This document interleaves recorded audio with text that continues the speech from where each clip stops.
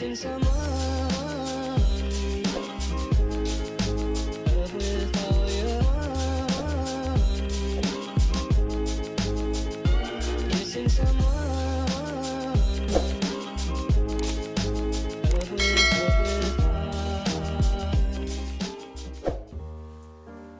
What's up, guys? Welcome back to my channel. Happy Monday. For those of you guys who are new, my name is Lauren. I go by Locks by Lauren on Instagram, and today I'm going to show you a fun transformation where I get to show you some natural colors incorporated with some creative colors. And this I actually have never done that I can think of, where I did both at once, where she's getting kind of like a balayage and a creative color at the same time. So I was super stoked to do this. And then on top of that, we are chopping her hair off. We're going to cut it into a bob. So we'll be working with mostly like virgin hair here.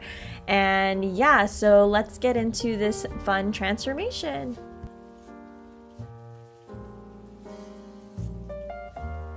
So since we're going to be chopping off a lot, I chose to cut her hair before just to save color. And I like to dry cut lately just because I feel like you can really see where the hair lays, and I feel like it's almost double work sometimes when I do a wet cut and then finish it off dry. So lately I've been really loving just doing a dry cut on a lot of my clients, but also again it just depends on like what haircut they want and all of that. But if I can achieve it in a dry cut, I totally will. And so I'm just taking section by section and kind of just cutting a nice clean bob for her, and then later I'm going to texturize it when the color's done. Alrighty, so I've already started balayaging my client, and the way that I'm balayaging her, since she's wanting to do more of a dimensional balayage, in the back here I am doing my signature chunky weaves with some negative space in between.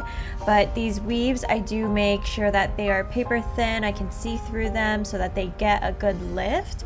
I need a really good lift because she's wanting a ashy brown. So for ashy browns, your hair does need to be lifted to at least a level 8. I like to mostly lift my clients even lighter sometimes, depending on how ashy they want the brown. But for sure, the type of ashy brown she wants, we gotta lift her at least to like level 9 and 10, which we are going to be doing.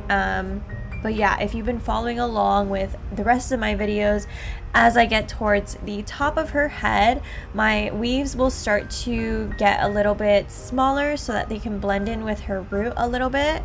And then I will start to leave a little less negative space so that she has more color on the veil around her head.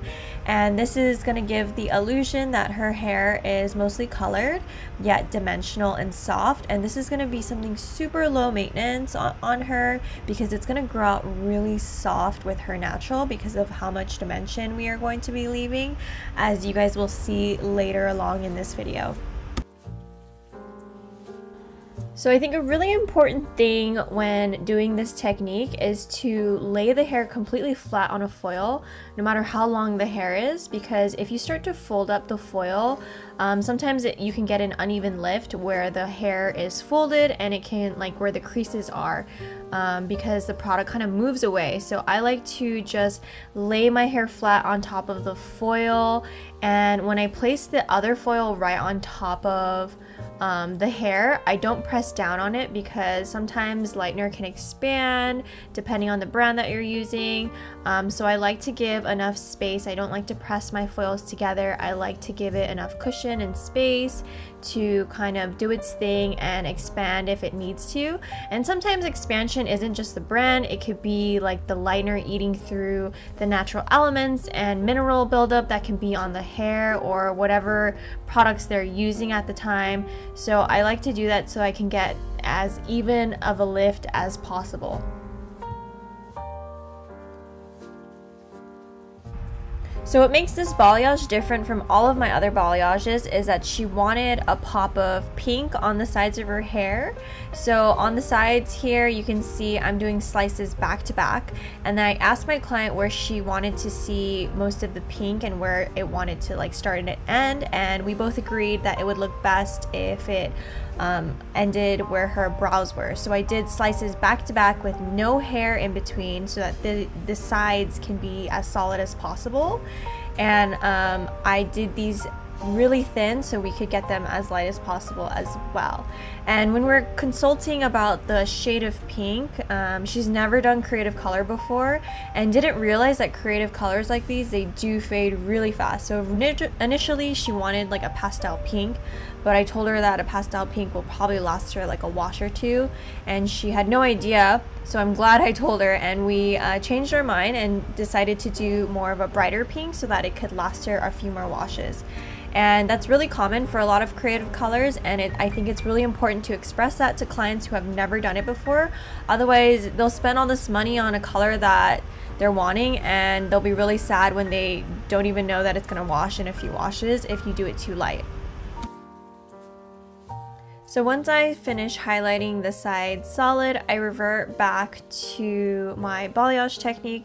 So after that, I went up and did her money piece already, and then I'm moving here onto the sides of the top of her balayage. And here you can see how small of a weave I like to make these parts on the top to blend in.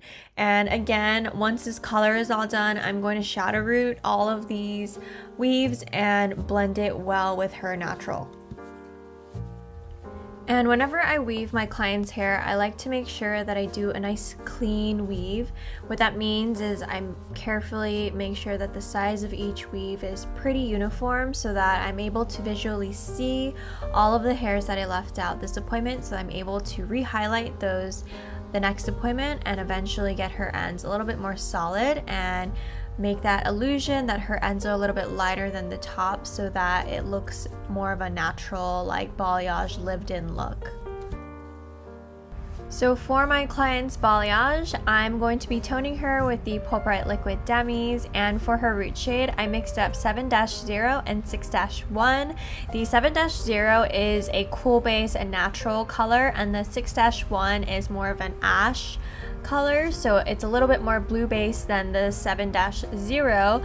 So this is going to create a nice ashy brown for her root shade, and I am mixing it up with the Pulp-Rite Demi developer. It's crucial to mix these colors with the right developer so that you can get the right consistency, because when it's mixed right, you get a really nice gel-like consistency.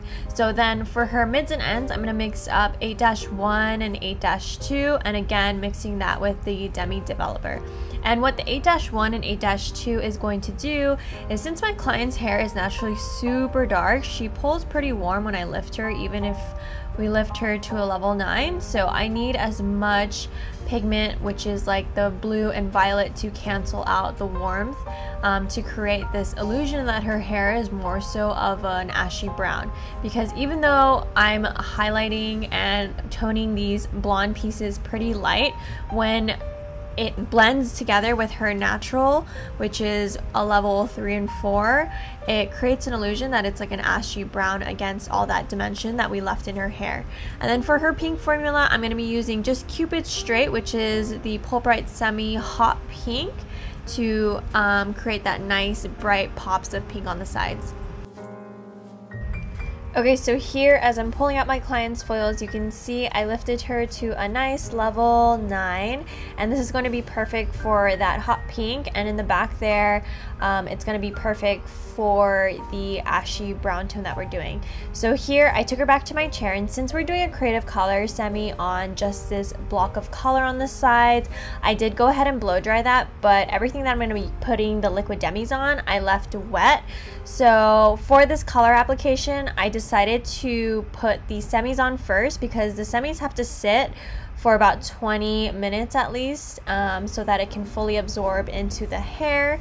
And so I decided to do that first, and then the liquid demis I wanted to apply last, because sometimes when I tone with the liquid demis, I like to rinse it off faster than the full processing time, which is totally fine. So yeah, that is why I opted to do the semi first, just to save time. And then since the semis and the liquid demis do not mix well together, I had to cover up the semi with a foil so that they didn't touch, and then I did wash and rinse them separately. So now I'm ready to apply the liquid demis, and I like to start my shadow roots at the top there because that's where I want it to be the darkest. And I already pre-sectioned out her money piece because I like to shadow root that last. And when I shadow root the money piece, I do a smaller shadow root than I do for the rest of the head. So here is where all the magic happens, in my opinion, because this is where all the blend comes through and it creates the beautiful ashy tones that every client wants and cancels out all the warmth that people are trying to always avoid. So this is honestly my favorite part because you get to see colors change, and this is where it's really fun to formulate and see your formulation come to life and process. And then once I'm done applying the shadow root all over her head, I go ahead and apply that lighter formulation. And when I apply my lighter formula, I like to apply that in the back because I want the front to be the lightest. Alrighty, so here I have finished applying my liquid demi formula, and by the time that I finished applying this and the demi formula was ready to rinse, the sides were already fully processed. And here you can see the Cupid processing so pretty there. And when I take her back to the bowl, I did wash the liquid demi out first because you have to shampoo that out with shampoo, and then I conditioned that, and then I went ahead and rinsed the creative color with ice cold water. Alrighty guys, so here is the finished look. I really enjoyed doing this hair transformation because it was honestly the best of both worlds. I love doing a really pretty ashy balayage, but I also really love doing creative colors. So this was a really fun technique where I got to do both. And I like the fact that I was able to do both in a single process when I was toning and applying the creative color, because oftentimes you would think that since these colors and products don't really mix well together that you might have to double process. But in this case, I didn't have to do that because of the way that I sectioned her hair and applied the color. So everything was able to apply at the same time and wash and rinse at the same time, which saved me a lot of time behind the chair. And honestly, that is always better to work smarter, not harder when doing color, because time is money in the salon, and honestly I really value my time and my clients' time. So anyways, thank you guys so much for watching this video and tuning in to this week's episode, and I will talk to you guys next week.